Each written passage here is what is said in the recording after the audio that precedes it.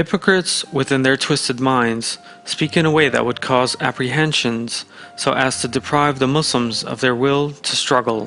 Muslims always use a clear, comprehensible, sincere, and pleasant tone that complies with the Quran. The speech of Muslims contains a particular warmth and wisdom that is pleasant to the hearts of those who listen. Every word they utter is in agreement with the Quran and has a calm quality that soothes the soul of the listener. On the other hand, every word of the hypocrite contains a hidden evil, a subtle message that contradicts the Quran, a soul-straining verbalism, and a dark, anxiety-provoking connotation. Nevertheless, it should not be forgotten that hypocrites never speak this way openly, in a manner that will reveal their true intentions.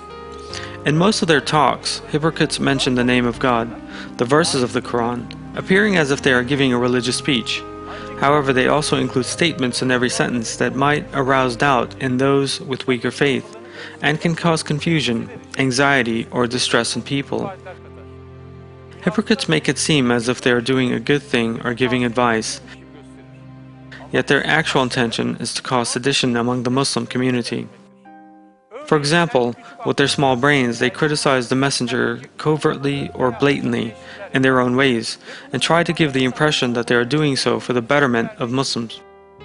They claim that they are only giving advice because they love and want the good of Muslims. However, their true intention is to raise doubts against the messenger, and those with weaker faith, drive a wedge between the Muslims, and thus to weaken the believers' resolve to struggle and devotion to the messenger. For example, in the era of our Prophet, peace be upon him, when the believers were about to go to war against non-believers, the hypocrites said, "Do not go out to fight in the heat." God states the following verse in the Quran: "Those who were left behind were glad to stay behind the messenger of God." They did not want to do jihad, to strive with their wealth and themselves in the way of God. They said, "Do not go out to fight in the heat."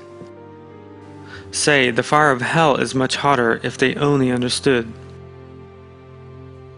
In this verse, God informs us about the significant aspects of the immorality of the hypocrites. First, the hypocrites consider themselves wiser than our Prophet, peace be upon him.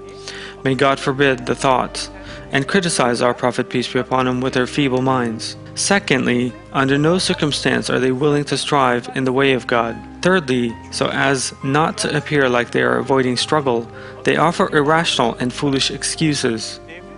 On one hand, the hypocrites of the era imply that our Prophet, peace be upon him, is unaware of the heat and the conditions fighting in the heat will bring about. May God forbid the thought. And on the other hand, they try to withhold those with weaker faith from fighting. They both try to avoid fighting in the way of God and seek to weaken the strength of Muslims. They claim that by making Muslims go out to fight in the heat, our Prophet, peace be upon him, who is the wisest, the most conscientious, the most compassionate, the most profoundly thinking person, the person that is the most fond of believers in the world, does not appreciate them. May God forbid the thought. Moreover, they try to make themselves look like they hold the Muslims in high esteem, whereas the hypocrites care about the good of neither the Muslims nor Islam. They are only selfishly concerned about their own comforts, and come up with foolish excuses in order to avoid giving a struggle in the way of God. Regardless of how hot or cold the weather is, regardless of the conditions, hypocrites come up with yet another excuse and again slander our Prophet, peace be upon him, with an unreasonable claim. Today, the abhorrent morals of the hypocrites manifest themselves in their anxiety-provoking speeches that aim to break the resolve of the believers and to lead them to lethargy. As for the believers, every speech is a blessing that increases their enthusiasm, their devotion, love and obedience to our Prophet, peace be upon him. The existence and speeches of the hypocrites are important means for the believers to maintain their vigilance and to strengthen the resolve for intellectual struggle. Therefore, while the hypocrites attempt to provoke anxiety and weaken the believers, their schemes in fact cause the opposite effect. It endows the believers with greater spiritual strength and renders their scientific endeavors in the way of God more fruitful.